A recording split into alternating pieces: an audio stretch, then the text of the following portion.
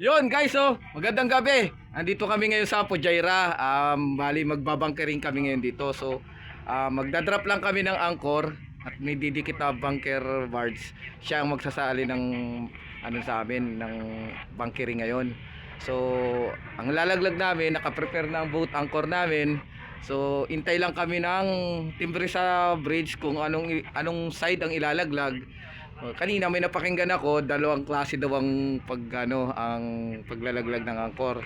So ngayon matanong ko lang si boss kung anong klase ang paglalaglag ng angkor kasi may napakinggan ako kanina sa radio na dalawa. Yung isa iba yung sinasabi, yung isa iba yung sinasabi.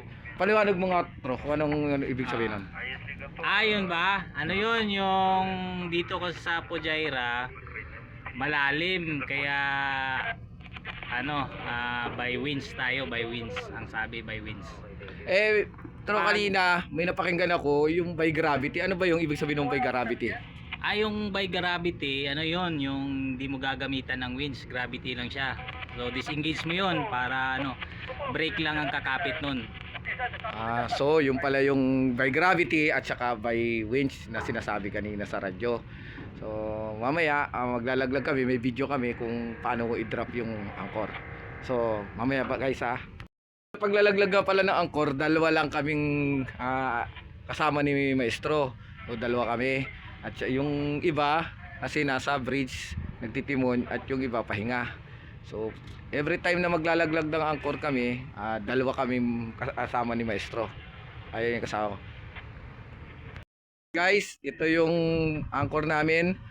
Unlash na, boat anchor, unlash. So naka-waiting si Maestro kung anong side ang ihuhulog. Intay lang siya kay kapitan. Nararadyo sa amin kung anong side ang ihulog, kung starboard o port side. So yung isa nandun, unlash na rin siya, ready for drop. Nandito kami ngayon sa Pujaira. Nalaglag na kami naman pa ngayon. Nilaglag namin port side si Boson. Nagsukuman.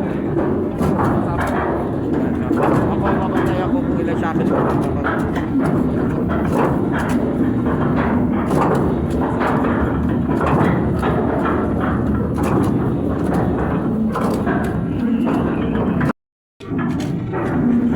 Yan, talagang 2 shackle in the water ang command, 2 shackle in the water by motor. So yan po. Puso na. Habang ng sa bridge Wala akong mga yung sa communication na galing sa Tayo natin ang nakita ko na yung 2 shackle. So hintay lang natin, tatawag si Boson. I-order niya na 2 shackles in the water. Sabihin niya, 2 shackles in the water. Nakita na natin yung tanda kanina na lubid sa shackle.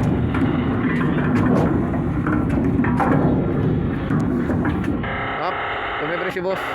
Stop daw, so hold muna. 1624. Also open starboard please. Open starboard. So yun guys, nakapaglaglag na kami ng 2 shackles on the water. So pinahinto muna ng bridge ni nakapitan yung paglaglag at nagbukas muna ng anchor wash. So both anchor wash ay inopen. Ayan. So yun guys. So si Maestro nag-aantay lang ng order kung continue ang paglaglag namin ng anchor. So yung kasama ko isa hintay din lang kasi siya yung nag-ooperate ng winch. Guys, order additional 7 on the water. So ngayon nakakalima pa lang kami ng shackle sa 5 shackle pa lang ang nasa tubig. Papakita ko sa inyo kung saan yung tanda. May tanda yan every shackle. So yan, ngayon ito na yung tanda. So ito 6 shackle na to. Kaya kita nyo guys yung lubid na yan, yung tanda per shackle. Ngayon kuman 6 on deck. Yan yung tanda, 6 shackle on deck.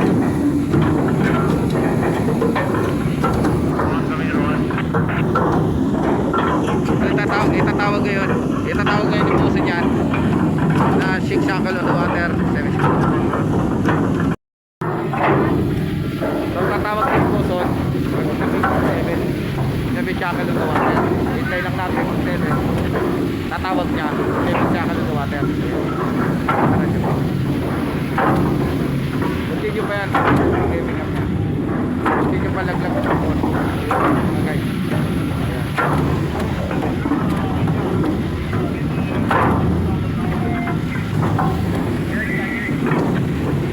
bebe.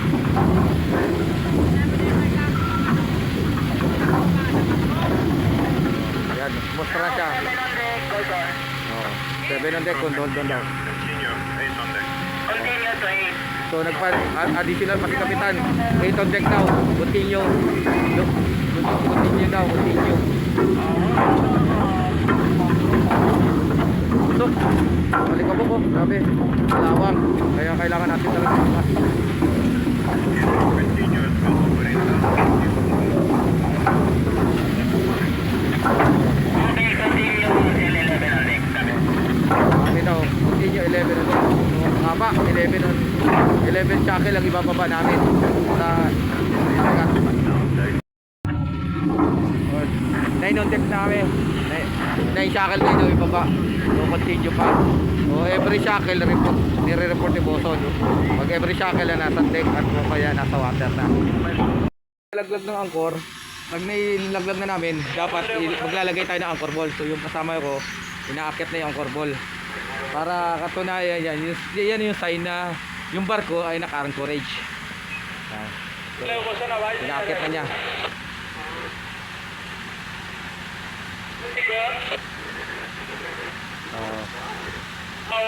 Okay. Leading still up and down. Okay, true, thank you. Continue observation. Still waiting. Copy that. So yun, inobserbahan ni Boson yung anchor chain leading, kung anong position ng anchor. Yun, observation kay boss, tinatawag nilang observation ng chain leading, kung saan nakaposisyon yung chain ng barko. Tutup natin.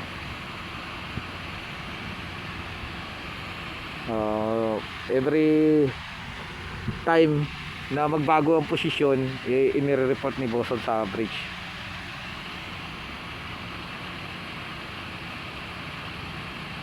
Yan kasama ko. Pinakit na niya yung corball, nakapix na. So hintay na lang kami na timbre. Up and down yung chain leading namin ngayon, up and down. So ibig sabihin, tusok yung barko, straight na straight. Yung anchor chain namin ay straight lang. One butterfly and one red color. Beside ba? Two bow ba? Left 30. Maingay ang radyo namin kasi napakadaming barko nandito na naka-anchorage. Kasi yung iba kakarga din ng bunkering din, nagbabunkering din sila. Tsaka yung iba dito, mga tanker vessel, barge, marami rin.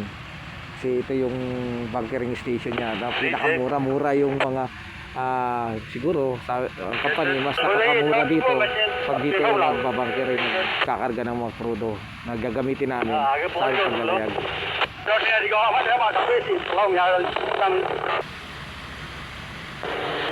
sir, come in. Short stay.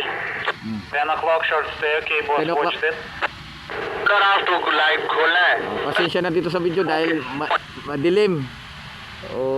Gabi kasi madilim ang aming video, Raul, hindi ko ma-videoan yung anchor, yung chain kasi mahina yung ilaw namin.